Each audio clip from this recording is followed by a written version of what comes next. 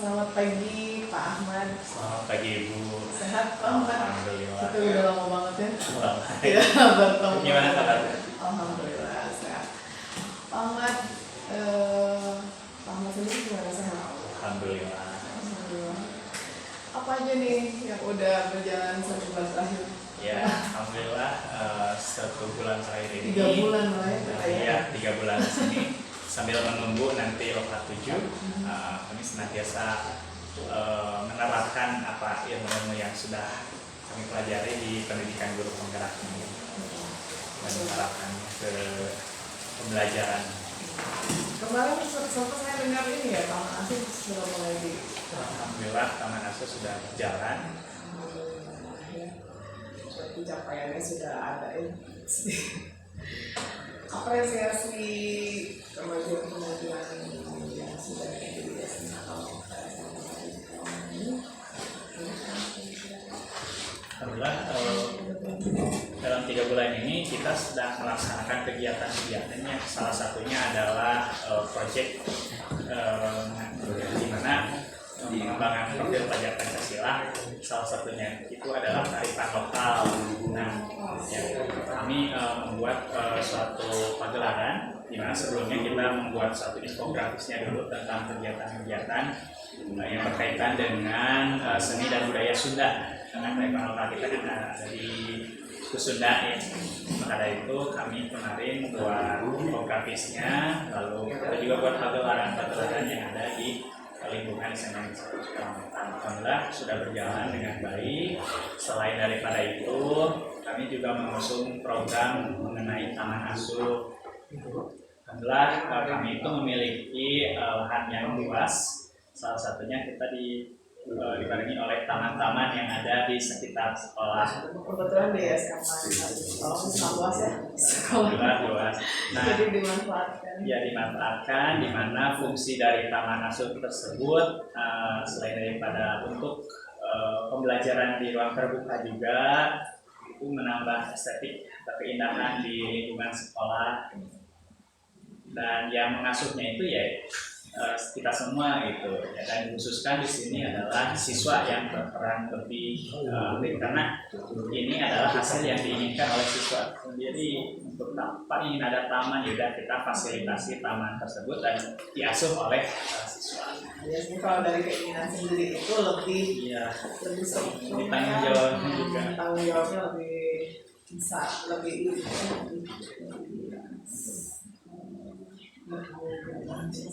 kita masih diskusinya masih seputar di program sekolah yang berdampak kepada murid ya. Itu termasuk Taman Asuh ya, berarti memang berasal dari murid dan kita sangat luar biasa. Baik, sudah sejauh mana nih penerapan program sekolah yang berdampak kepada murid dilakukan? Alhamdulillah saat ini sudah berjalan dengan baik dan bisa dilihat nanti alhamdulillah hasilnya sudah bisa dilihat berupa sarana ya. Salah satunya adalah sarana tadi untuk belajar yang indah. Selain daripada indah, siswa pun nyaman di Taman Asuh tersebut gitu. Jadi selama ini menurut saya penerapannya itu sudah sesuai dengan harapan. Alhamdulillah, ada happy ya. Lalu tanggapan dari rekan-rekan dan murid Bapak sendiri gimana? Nah, untuk tanggapan sendiri oleh siswa tersendiri itu tanggapannya positif. Dan saat ini mungkin program itu atau Taman Asuh itu juga digunakan juga oleh guru-guru yang lain atau oleh siswa-siswa yang lain, hanya untuk membaca, terus teman berdiskusi, curhat, dan bahkan itu juga bisa digunakan sebagai sarana mereka untuk bertemu, bahkan makan-makan juga boleh asalkan dengan menjaga kebersihan di taman tersebut. Tanggapannya sangat positif. Sangat positif, alhamdulillah. Lalu apakah program sekolah yang berdampak kepada murid sudah sesuai dengan tujuan atau ekspektasi yang ya, bagi saya ini sudah sesuai dengan ekspektasi dan harapan saya, walaupun tidak 100% sesuai dengan apa yang diharapkan ya. Mungkin adalah kendala-kendala yang berkaitan tersebut gitu. Nah itu kendala-kendala tersebut kita coba cari solusi terbaiknya agar program ini itu bisa dilaksanakan sebaik mungkin. Bagaimana nih perasaan Bapak ketika menerapkan rencana program mendapatkan murid? Tentu saja perasaannya sangat senang ya, terus bangga juga itu memiliki siswa-siswa yang mampu untuk menerapkan juga tatanan asuhnya, mampu bertanggung jawab dengan apa yang mereka inginkan. Setelah itu bisa digunakan juga untuk halayak umum, lalu menambah keindahan dari sisi sekolah juga. Estetikanya ya lebih bertambah ya. Baik, sekarang kita ke materi yang tentang tantangan dan solusi yang dari beberapa pertanyaan. Apa saja nih tantangan dan kesulitan yang Bapak hadapi selama merencanakan dan melaksanakan program sekolah yang berpihak kepada guru? Ya, sebelumnya kan tadi sudah disebutkan bahwa ekspektasi saya belum 100%, hanya mungkin 70-80%, dan dari 30-20% tersebut itu adalah tantangan bagi saya. Salah satunya itu adalah bagaimana penerapan ini dilakukan secara terus-menerus gitu, atau istiqomah ya. Mungkin tantangannya ada saja siswa yang belum bisa menjaga dengan baik, ataupun misalnya ada beberapa juga yang belum memahami ini taman asuh ini harus di gimana gitu. Dibuat jadwal pikir tapi tidak dilaksanakan. Lalu ada yang sudah bisa berdiskusi sambil makan-makan, buang sampah sembarangan. Nah ini yang menjadikan tantangan bagi saya juga dan anak-anak juga, bagaimana supaya kita itu secara istiqomah menjaga taman asuh ini, karena kita tahu sendiri komitmen kita bahwa taman asuh ini bisa digunakan oleh kita dan halayak umum. Sehingga pada itu kan tadi disebutkan bahwa taman asuh ini harus indah. Iya betul. Baik, ini mungkin ada pertanyaan yang memang sudah dijawab, tapi mungkin kita lebih difokuskan lagi. Bagaimana nih Bapak menempatkan diri dalam menghadapi tantangan atau kesulitan yang tadi itu? Ya, hal pertama kali ya kita harus duduk bersama ya, dengan mungkin kalau saya sendiri itu duduk bersama dengan guru penggerak yang lainnya ataupun dengan pejabat yang ada di lingkungan sekolah, dan kita juga akan duduk bersama dengan anak-anak yang menginginkan hal tersebut.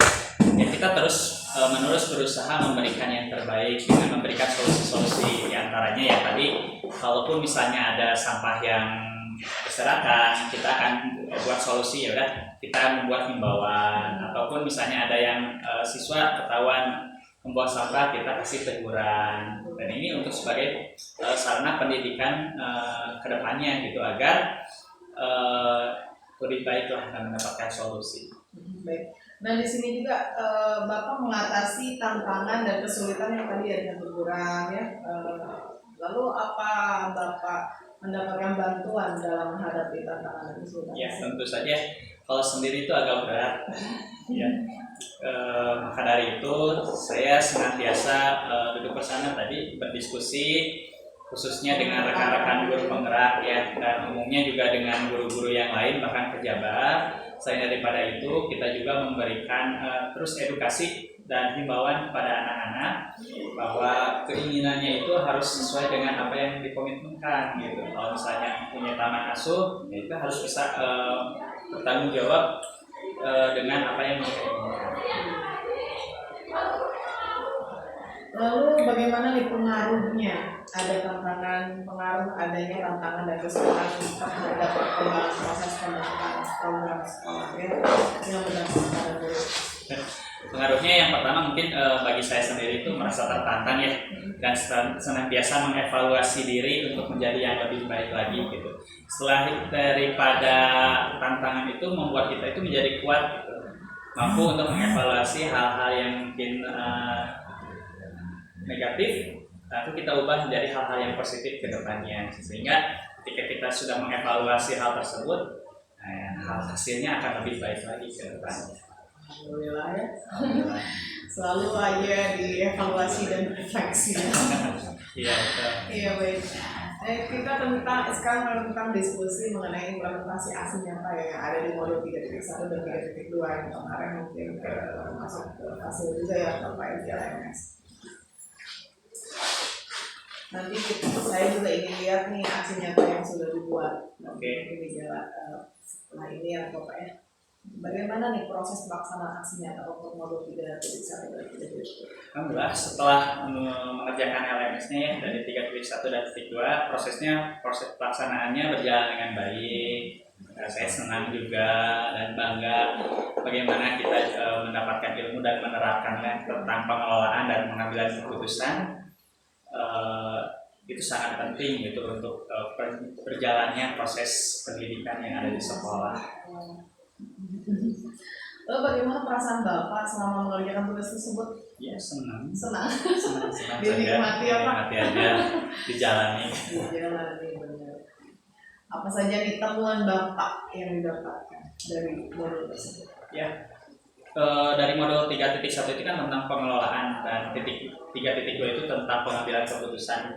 Pengelolaan di lingkungan SMA Negeri 1 Cikalongwetan khususnya ini sudah dikelola dengan baik secara umum, namun ada hal-hal yang mungkin harus dikoordinasikan kembali sehingga dievaluasi pengelolaannya itu lebih baik. Salah satunya adalah mungkin dari pengelolaan sumber daya yang ada di SMA Negeri 1 Cikalongwetan. Ada saja misalnya kan karena itu juga selain daripada sumber daya manusianya, ada juga sumber daya yang ada di sekitar Cikalongwetan ini yang belum bisa dimaksimalkan dengan baik. Lalu yang bisa saya dapat temuan juga dalam pengambilan suatu keputusan, kadang ada beberapa yang mungkin karena kita itu memiliki emosi, jadi pengambilan keputusan itu kadang gerusak-gerusuk atau cepat mengambil keputusan, sedangkan yang saya ketahui kan untuk pengambilan keputusan itu harus tenang dulu, lalu diperhatikan dulu baik dan buruknya bagaimana gitu, dan tentunya ini pengambilan keputusan itu harus sesuai dengan prosedur dan aturan. Lalu tadi yang mungkin itu satu tantangan yang Bapak hadapi, salah satunya emosi ya. Ya. Apa ada tantangan kesulitan yang lain Pak yang sudah Bapak hadapi? Ya. Selama ini saya senantiasa ada pro kontra ya dalam setiap permasalahan. Itu yang jadi tantangan bagi saya itu ada yang pro, ada yang kontra, ada yang inginnya ini, inginnya itu. Nah tentu saja hal itu yang membuat saya berpikir mana sih prioritas yang lebih baik gitu. Walaupun ya tentu saja kita tidak bisa menerima semuanya, keinginan orang gitu. Ya kita kembalikan lagi, yang pasti kita tidak aturan kita tidak dilabrak, lalu ada kebermanfaatannya itu lebih banyak. Walaupun misalnya nanti ada sesuatu yang merasa dikorbankan, ya itu menjadi resiko juga ya, resiko yang harus dihadapi oleh semua, termasuk diri saya. Ketika ada pro kontra, pasti ada yang suka, ada yang tidak. Nah tentu saja itu yang menjadi tantangan bagi saya yang harus saya hadapi tentunya. Lalu tadi mungkin Bapak juga sudah sedikit mengorek cara penanganan. Coba ada lagi nggak penanganan yang lebih konkret daripada sebelumnya? Ya, biasanya saya menimbang dulu, lalu memutuskan dengan manajemen risiko, dengan risiko yang paling kecil dan manfaat yang paling besar. Itu komitmen saya. Gitu. Selain daripada itu, saya juga berdiskusi, lalu mendapatkan arahan. Ketika ada suatu permasalahan di sini, saya tidak bisa duduk sendiri juga. Saya duduk bersama, mendapatkan arahan, dan tetap pada akhirnya mungkin saya juga harus memutuskan yang terbaik. Gitu. Nah, baik. Apa pembelajaran yang Bapak dapatkan yang bisa menjadi perbaikan di masa yang akan datang? Ya, tentu saja ini pengalaman ya. Pengalaman itu adalah guru yang terbaik. Dengan saya mendapatkan suatu permasalahan itu adalah suatu pembelajaran bagi saya yang akan saya hadapi nanti di masa yang akan datang. Baik, kita refleksi seperti biasa ya Pak ya. Mungkin tadi pertanyaan-pertanyaan yang sudah saya keluarkan. apakah nih ya dengan pendampingan ini sangat memuaskan? Kalau bicara tentang memuaskan ya saya positif saja ya terhadap apa yang kegiatan yang pendampingan hari ini, karena itu senantiasa mengevaluasi diri untuk menjadi lebih baik. Nah, apakah pendampingan mengarahkan CGP dalam kegiatan pendampingan ini yang terhadap CGP? Tentu saja ya, pendamping senantiasa mengarahkan kami gitu ya CGP dalam setiap kegiatannya sesuai dengan arahan dan prosedur.